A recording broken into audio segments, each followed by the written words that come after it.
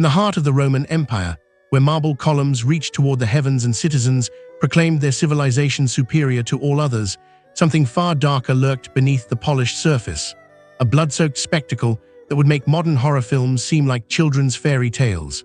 Close your eyes and imagine the thunderous roar of 50,000 spectators echoing through the Colosseum's towering walls, the air thick with anticipation, sweat, and the metallic scent of blood that has already been spilled. Below, in the arena's sandy floor, a human being stands trembling, knowing that within moments, their life will end in the most horrific way imaginable, not for justice, not for mercy, but for the entertainment of a cheering crowd. This was Rome at its most paradoxical. The same empire that gave us aqueducts, roads, and legal systems also perfected the art of turning human suffering into mass entertainment. These weren't random acts of violence or desperate punishments born from chaos. No, these were carefully orchestrated theatrical productions where death was the star performer and agony was the main attraction.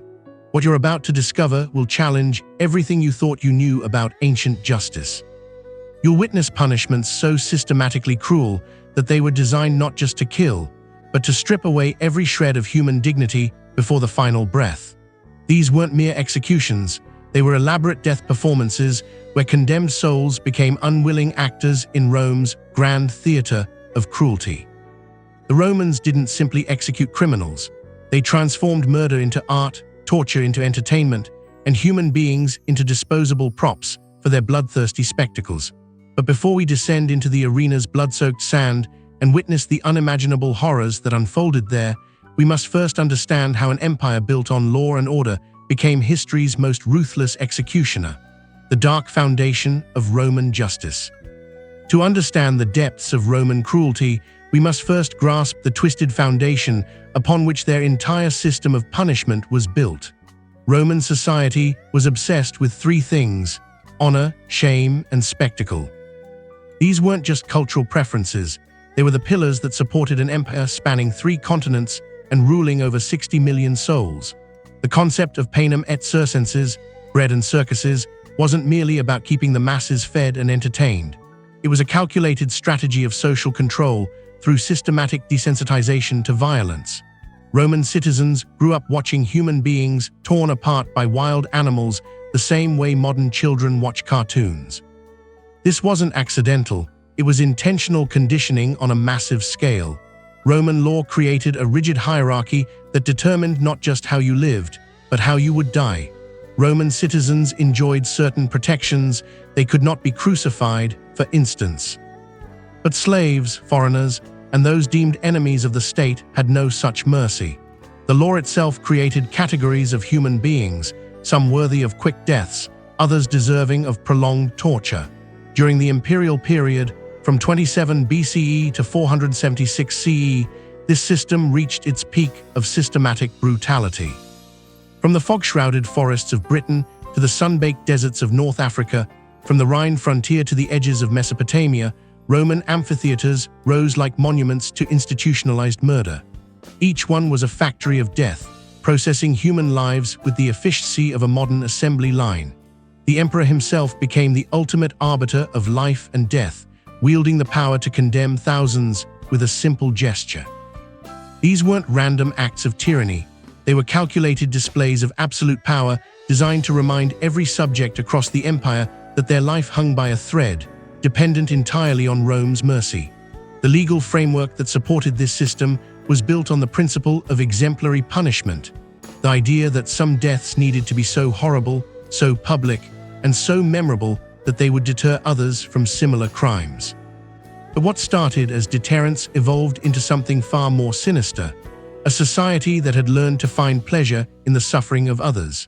Religious and political crimes warranted the most extreme measures, not because they were necessarily more harmful, but because they challenged the very foundations of Roman authority. Christians who refused to sacrifice to Roman gods, slaves who dared to rebel, and generals who threatened imperial power all faced the same fate: transformation from human beings into objects of public entertainment.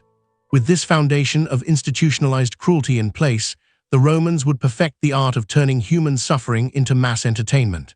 But nothing, absolutely nothing, could prepare you for what happened to those condemned to face the beasts. Damnatio ad bestias, fed to the wild beasts. Picture this: a man stands naked and defenseless in the center of the arena as a gate creaks open somewhere in the shadows. The crowd's roar intensifies to a deafening crescendo as a massive lion, deliberately starved for days, emerges into the blinding Mediterranean sunlight. Its ribs show through matted fur, its eyes are wild with hunger, and every muscle in its powerful frame is coiled for the kill. This was damnatio ad bestias, condemnation to the beasts, perhaps the most psychologically devastating punishment in Rome's arsenal of horrors. What made it so terrifying wasn't just the physical agony of being torn apart by wild animals, but the complete helplessness of the victim and the carnival atmosphere that surrounded their final moments. The practice originated in the 2nd century BCE, but it was emperors like Nero and Domitian who elevated it to an art form of cruelty. Pliny, the Younger, documented these spectacles in his letters, describing them with the casual tone of someone reporting on a theatrical performance. Tacitus, in his Annals, recorded how these executions became so common that they were scheduled like modern television programming. The condemned were typically slaves, Christians, army deserters, and others deemed unworthy of a civilized death. But the Romans didn't simply throw people to random animals. They imported exotic beasts from across their vast empire: African lions and leopards, Germanic bears, wild boars from Gaul, and even elephants from distant lands. These creatures were transporting thousands of miles at enormous expense solely to participate in the theater of death. The process was designed to maximize both suffering and spectacle.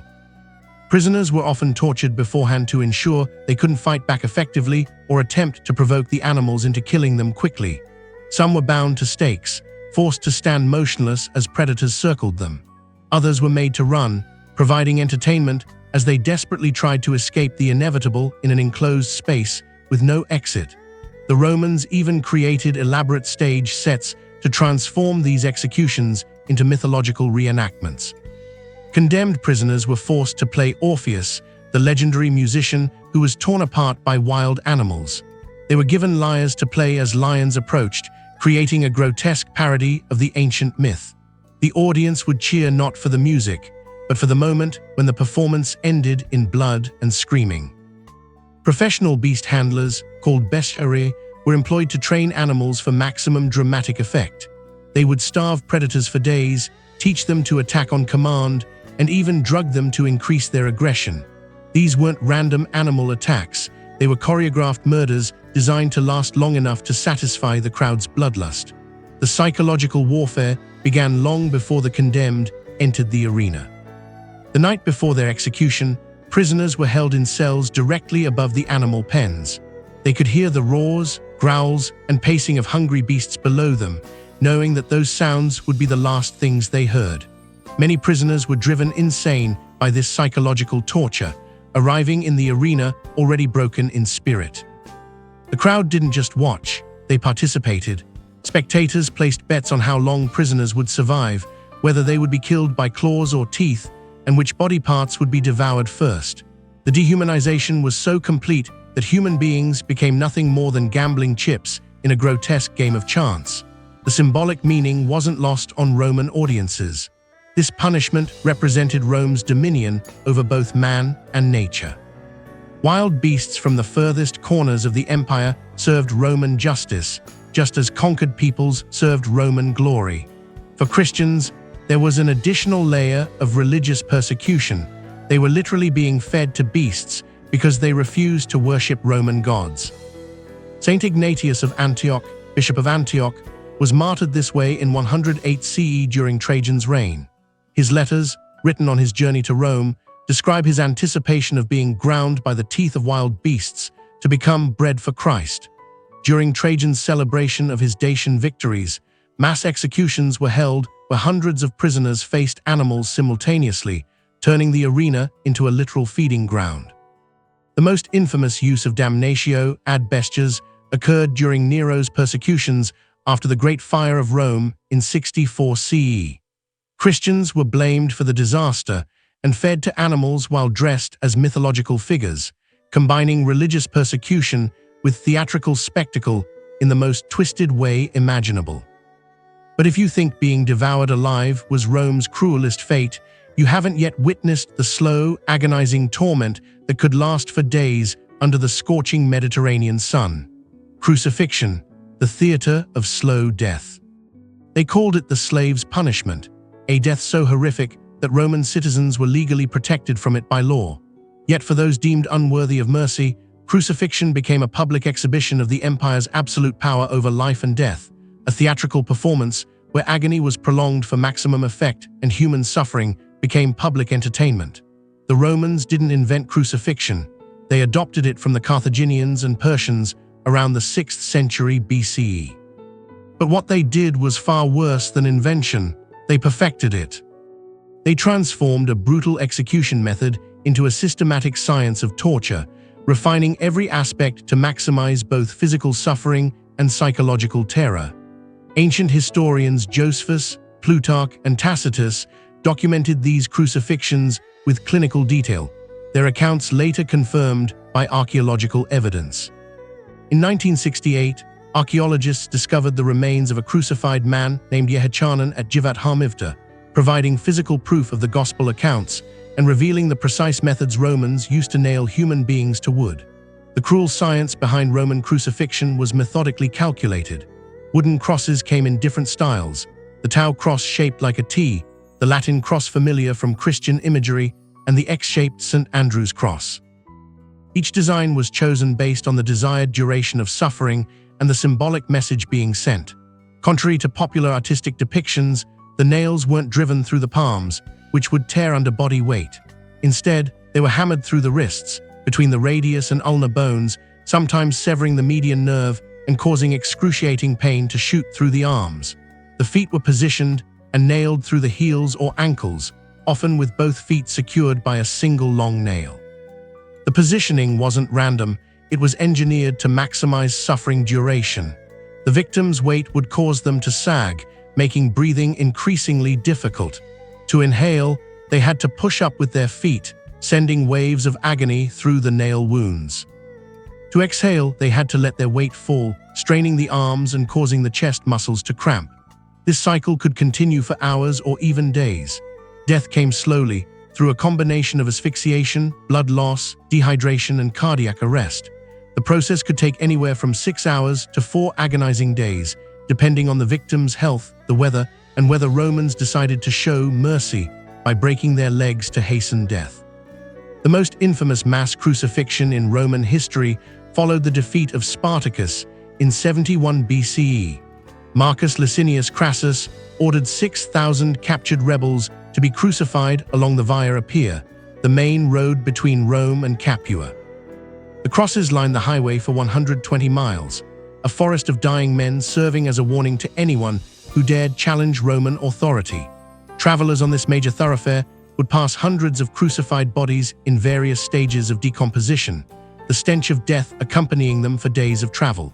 During the siege of Jerusalem in 70 CE, historian Josephus recorded that Roman soldiers crucified up to 500 Jews daily.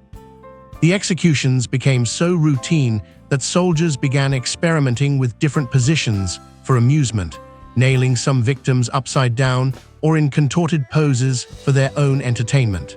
The psychological torment was as carefully orchestrated as the physical torture. Victims were stripped naked and crucified at eye level, ensuring maximum interaction with jeering crowds. The public nudity wasn't just humiliation, it was complete dehumanization. Family members were often forced to watch, adding emotional anguish to physical agony. Bodies were deliberately left on crosses for days after death as a deterrent, becoming food for scavenging birds and wild animals. For Jews, this created additional religious anguish, as their law required burial before sunset. Watching their loved ones' bodies being devoured by carrion birds violated their deepest spiritual beliefs. The social hierarchy of Roman crucifixion revealed the empire's values in the starkest terms. Citizens couldn't be crucified, it was legally forbidden. This punishment was reserved for slaves, foreigners, and political rebels. Even in death, Roman law reinforced who was considered human and who was merely property. Some victims did survive crucifixion, either through intervention or sheer endurance. Josephus recorded saving 3 friends who had been crucified, and one survived even after being taken down. These rare survivals only added to the psychological terror. The knowledge that you might endure hours of agony only to live through it created a different kind of horror. Alexander Jannaeus, the Hasmonean king, crucified 800 Pharisees while he feasted with his concubines, watching them die as entertainment during his banquet. Roman soldiers developed their own creative variations during sieges, sometimes crucifying victims in artistic patterns or using crucifixion as psychological warfare against besieged cities. The transformation of this torture into a symbol of redemption by early Christians represents one of history's most profound spiritual ironies. The Roman Empire's most degrading punishment became Christianity's central symbol, transforming an instrument of state terror into a sign of divine love. Yet even crucifixion pales beside the elaborate death games that transformed human beings into living props for mythological murder mysteries. Gladiatorial games, death as performance art. The crowd holds its breath as 2 men circle each other like predators, their weapons gleaming in the harsh afternoon sun. Sweat and blood mix with the arena's sand beneath their feet. One will live to fight another day, earning cheers and perhaps freedom. The other will die for the entertainment of 50,000 screaming spectators, his death choreographed as carefully as any theatrical performance. This was the ultimate expression of Roman bloodlust, gladiatorial combat, where human lives became expendable components in elaborate death spectacles. What began as Etruscan funeral rites honoring the dead evolved into the most sophisticated entertainment industry built on systematic murder that the world has ever known. The first recorded gladiatorial combat took place in 264 BCE at the funeral of Brutus Pyrrha, where 3 pairs of slaves fought to honor the deceased. What started as a religious ritual quickly transformed into a political tool, then into mass entertainment that would define Roman culture for centuries. Under Emperor Trajan, gladiatorial games reached their peak of excess, a 123-day festival featuring 10,000 gladiators, where human death became the main attraction in history's longest-running snuff film. The variety of gladiators created a complex taxonomy of death. The retiarius, armed with a net and trident, hunted the heavily armored secutor in a deadly game of cat and mouse. The threx, with his curved sword and small shield, faced the murmillo with his fish-crested helmet and large shield. Each pairing was designed to create dramatic tension, with different fighting styles ensuring that combat would be prolonged and entertaining. But not all gladiators were created equal. Professional fighters, trained in gladiator schools called ludi, had decent survival rates. Veteran gladiators had roughly a 90% chance of surviving any individual fight. These were valuable investments, and their deaths needed to be meaningful spectacles. The Noxii, however, condemned criminals with no training and no weapons were simply human sacrifice disguised as entertainment. The gladiator schools themselves were prisons disguised as training facilities. Fighters were branded, chained, and forced to swear an oath, to be burned, to be bound, to be beaten, and to be killed by the sword.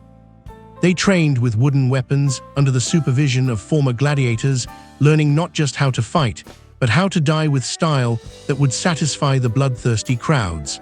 The business of death generated enormous profits.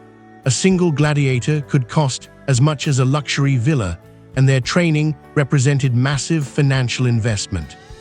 Successful gladiators could win freedom after 3 to 5 years of survival, but the vast majority died in the arena, their lives literally consumed by Rome's appetite for violence. The Romans didn't limit themselves to simple sword fights. They created elaborate death scenarios that transformed murder into mythology. Normatia were full-scale naval battles fought in flooded amphitheaters, with condemned prisoners forced to fight as sailors while their ships were deliberately sunk. These weren't reenactments, they were live-action war movies where the actors really died. Mythological executions turned condemned criminals into unwilling stars of deadly theater.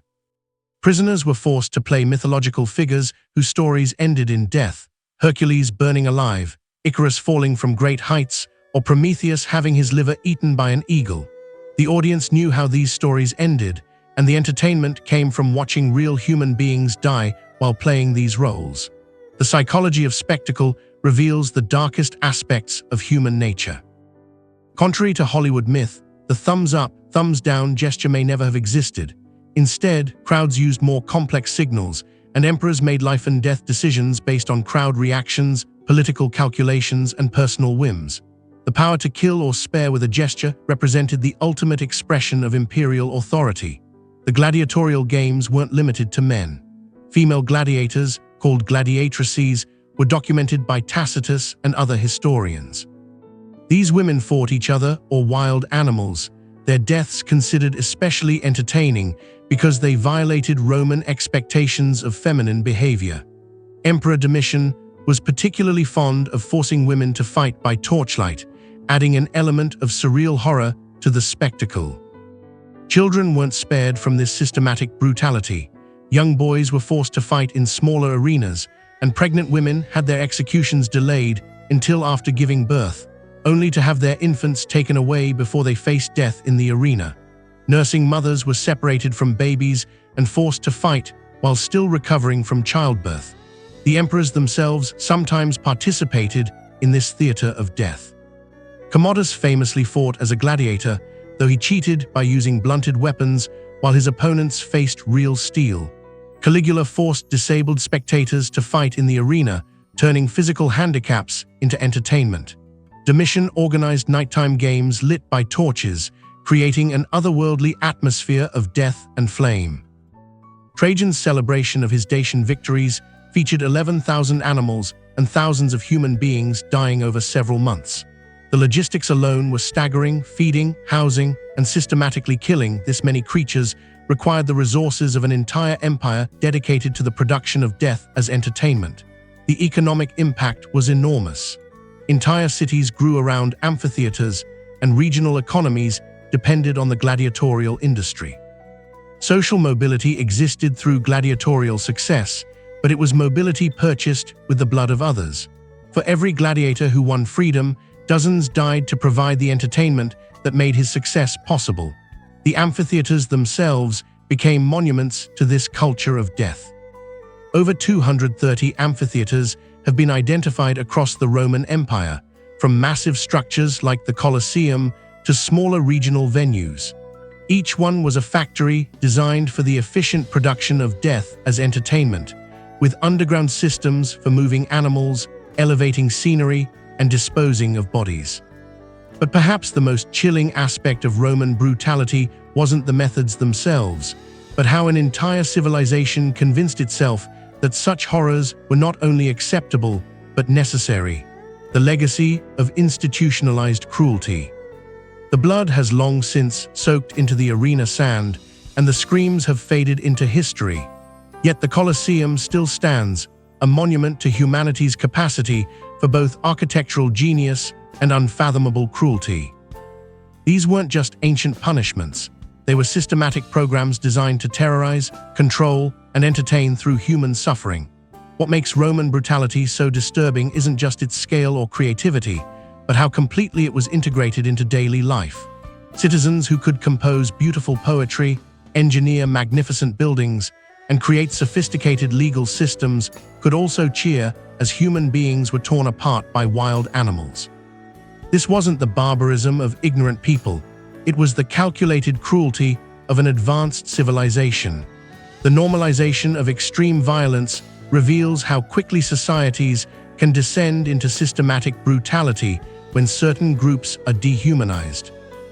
Romans convinced themselves that slaves weren't fully human, that foreigners deserved their fate, and that criminals had forfeited their right to dignity.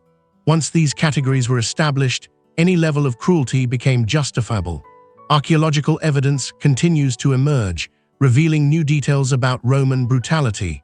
Recent excavations at Pompeii uncovered gladiator barracks with shackles still attached to walls. In London, Roman-era skulls show evidence of decapitation and ritual mutilation. Each discovery adds another piece to the puzzle of how systematic violence operated across the empire. The parallels to modern entertainment are impossible to ignore. We may not throw people to lions, but we consume violence as entertainment in ways that would be familiar to Roman audiences. The popularity of brutal sports, violent films, and even social media spectacles of human suffering suggests that the appetite for vicarious violence hasn't disappeared, it has simply evolved. Understanding this history remains crucial because it demonstrates how quickly civilized societies can embrace systematic cruelty. The Romans didn't become brutal overnight. They gradually normalized violence until torture became entertainment and murder became art. The progression was so gradual that each generation accepted slightly more brutality than the last, until unthinkable horrors became routine spectacles. The thin line between civilization and barbarism isn't just a historical curiosity, it's a warning. Every society contains the seeds of both extraordinary achievement and unfathomable cruelty. The Romans gave us law, engineering, and literature, but they also perfected the industrialization of human suffering. They remind us that intellectual sophistication offers no protection against moral barbarism. As you walk away from this journey into Rome's darkest chapter, ask yourself, what aspects of our modern world might future generations judge as equally barbaric? What entertainment do we consider normal that might horrify our descendants? What groups do we dehumanize in ways that could lead to systematic cruelty? Share your thoughts below, because understanding the past is the only way to ensure we don't repeat its worst mistakes. The arena may be silent now, but the capacity for both cruelty and compassion still battles within human nature. Which side will triumph depends on choices we make every day, in how we treat those we consider different, and in what we choose to find entertaining. The Romans made their choice. What will be yours?